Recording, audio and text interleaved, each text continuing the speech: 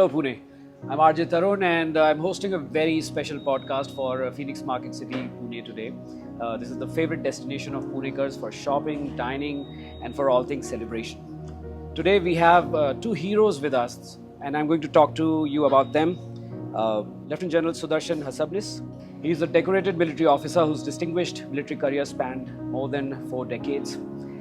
He commanded an engineering regiment during Operation Parakram, India's biggest military mobilization since 1971, that was triggered by the attacks on Indian Parliament in 2001. He's also been awarded the Param Vishisht Seva Medal, and has also held the position of Deputy Chief of Army in 2018 up to 2020. We're also joined by Major Prajakta Desai today. She's the first woman UAV observer pilot of the Indian Army. UAV here stands for Unmanned Aerial Vehicle. She's had over a decade of experience in military aviation, and now she is dedicating her time to motivational speaking, military mentorship, and a military leadership coach. Through her journey of service and purpose, Major Prajakta Desai has inspired and continues to inspire a lot of young minds. I would like to welcome both of you, and would like to say that it's a pleasure and an honor to have you on this podcast. It is indeed an honor and pleasure for both of us. Also, I think speak for both of us. Thank you for inviting us here today. Well, I have a lot of questions lined up for you, some serious ones, but I want to start with a fun question about your experience of coming here to Phoenix Market City, Pune today, to interact with all the students and kids that were there, and about the first thought that crossed your mind when you entered the mall and the event venue, the rangolis and all the arts that you saw that are being put for the occasion of Independence Day. So, I must compliment Phoenix Mall for having put up such a fantastic show, having gathered such lovely artists. And the Rangoli, I'm sure these girls must have worked day and night for many days before they put up such a fantastic Rangoli. I mean, I've never seen anything like this. The enthusiasm that one saw in everyone who was around there was absolutely befitting our Independence Day celebrations that are being, celebrated here. So, like I said, my compliments to Phoenix Mall, and my thanks to Phoenix Mall also for having given us this opportunity to be amongst the next generation of our country. Wonderful. Yeah. Ma'am. So first of all, thank you so much. Actually, sir spoke for both of us in the starting. But what I liked about the concept, which I spoke earlier as well, regarding when earlier in our days as a child, I would see Independence Day, Republic Day being celebrated right in school and colleges. But getting it out on a huge forum, a public space, where people just don't come for shopping, but they come for a purpose, at least for that specific day. And having the children, especially those toddlers, along with the, not teens, I would say, I think standard 4th or 5th, the girls and the boys were there. This actually drives a right message across that how important patriotism is, how important the country is. And also I would like to mention regarding the Rangoli, there was one digital art which was created with the image of a woman, and her eyes were so beautifully crafted that it actually spoke about what grief the women would have gone when operation had taken place. The killing of 26 innocents had taken place in Pahalgam. And the way the tribute was given, the way Operation Sindoor was honored, I think that has been the limelight of the show, sir. Yeah. That art over there has been the limelight, and we're really thankful to Phoenix Market City that you all have invited us to see this and be a part of this event. Right. I think that's what good art is supposed to do, to move you in a way that the artist intended to, and especially because it's done at a time where everybody is in that mood. The country is about to celebrate Independence Day, and both of you have had such illustrious careers, served the forces. What does Independence Day mean to you, sir? I would like to ask you, and has the meaning evolved over the years?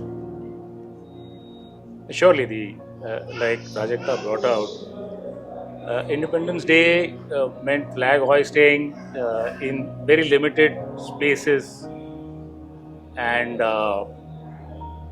talking about the nation and patriotism was something which was not so articulated in our entire society. Definitely, over the last few years, maybe a couple of decades, there has been a marked change in this. The knowledge about this, and therefore the enthusiasm in celebrating it, not just in these places that were done previously, like schools and colleges and all, but across the country, brings in a very different flavor to it, and does remind the last citizen of this country that what has been sacrificed by our people to gain this independence, and therefore what is required out of us to maintain it. Yeah. They say sometimes it's easier to gain than to maintain it. Yes. And salute to the forces for being very good at it, for doing it for so many years now. Ma'am, what are your thoughts about Independence Day? How do you feel as an officer, and has the meaning changed for you over the years? So when I was in service, I've just had 1/4 of what Sir has put in for our country. So whatever little that I have seen in the army, I used to feel very proud on 26th January, 15 August, thinking that, I'm in a uniform, we are there as the protectors, we are there to safeguard our citizens. But when I had hung my uniform, I came out in the outside world, looked around, how the society goes and how it has evolved. I somewhere honestly felt that there is a need to put patriotism much more on a higher pedestal than what it was. And then I realized, freedom, when we say freedom struggle hua hai and this and that, freedom is not free. It has cost us as soldiers. And that I think each and every citizen of us, even I am a veteran today, I am not in uniform, but we should also not take freedom for granted. It has costed us soldiers, their families, and a lot more. So we must protect it. So that's what I feel Independence Day is all for me. Very well said. So you've had such a long career. Ma'am said that 4 decades. A lot of people watching this may not be 4 decades old. And in that period, you must have had several experiences, all kinds. Could you think of a moment which you think that tested your resilience and kind of reminded you why you chose to join the forces in the first place? Something you would like to talk about? I was mentioning to you about the company that I commanded. It's a parafield engineer company. In 1995, there was a major train accident at Firozabad. For me, one of the most difficult times was when we had gone with absolutely no reaction time at that spot of that accident site, and were helping people out. We were pulling out people who were alive, of course, but even dead bodies. That was one time. And then in the Bhuj earthquake, our men would crawl into half collapsed buildings where 2 floors had come to within a meter of each other. So they would have to crawl inside because they could hear a voice inside. While they were crawling inside, there were hundreds of aftershocks that we had had. Our troops would crawl through all that and pull out, at times, luckily, some living survivors, and many occasions, dead bodies that were really in a very bad state. That was the time one felt that as first responders, for anything that goes wrong in our country, we have to be proud of ourselves. Whether it is internal disturbances, external regulations, or such types of calamities. Even today, men of my company, which I had commanded in 95, 98, are in Harsil helping out, pulling out people from under the debris of the devastation that has occurred there.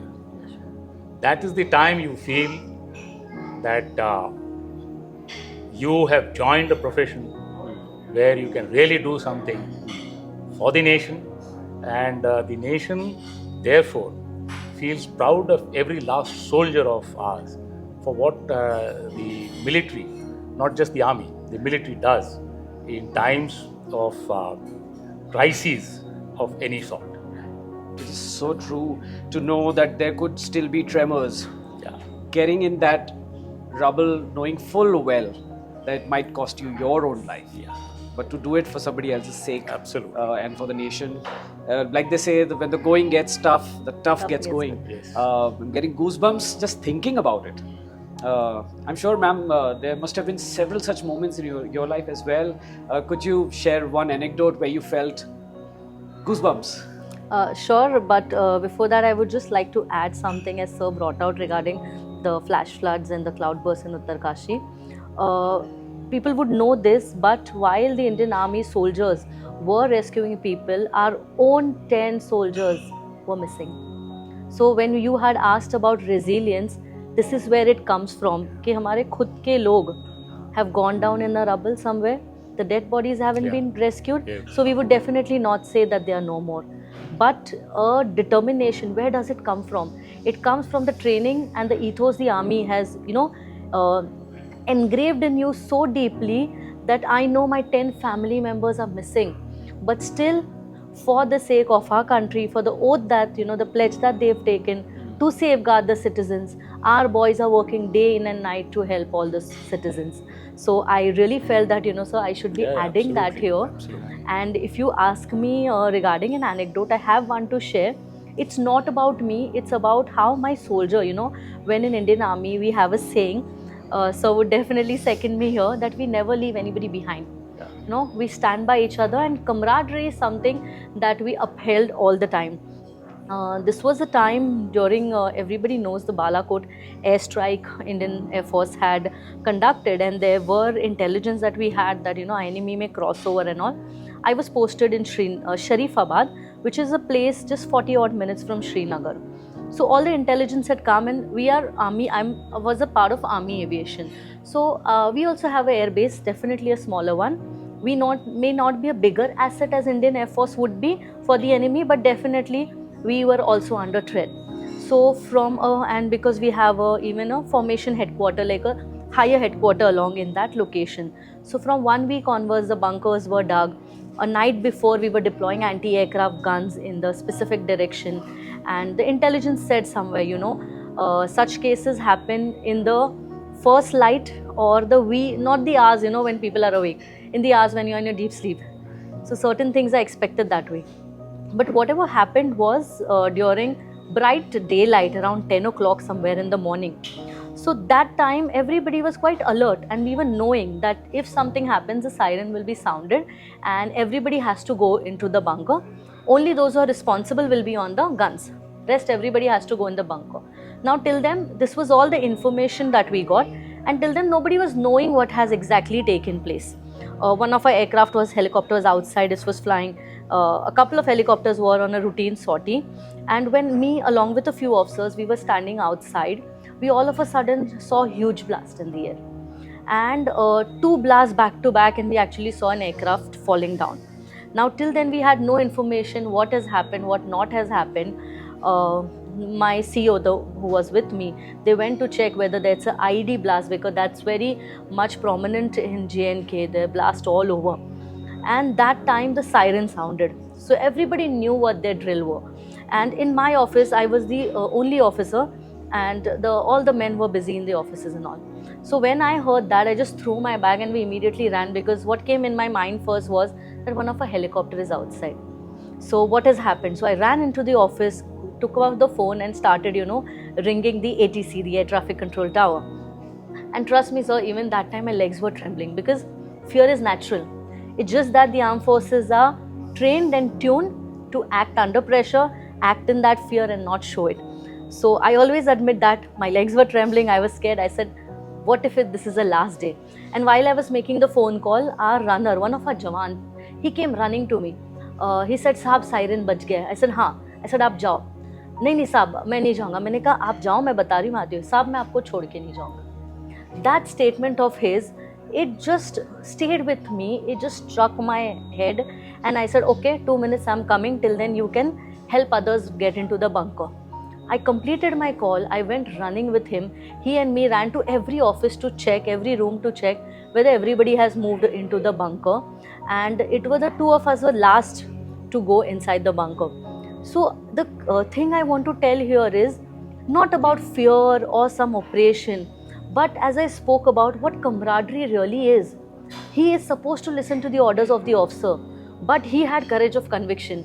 He knew this is not the time that I would leave somebody alone. And the statement that he read, "Sahab, aapko chhod ke nahi jaunga," stayed with me. I like that is what an Indian Army soldier is.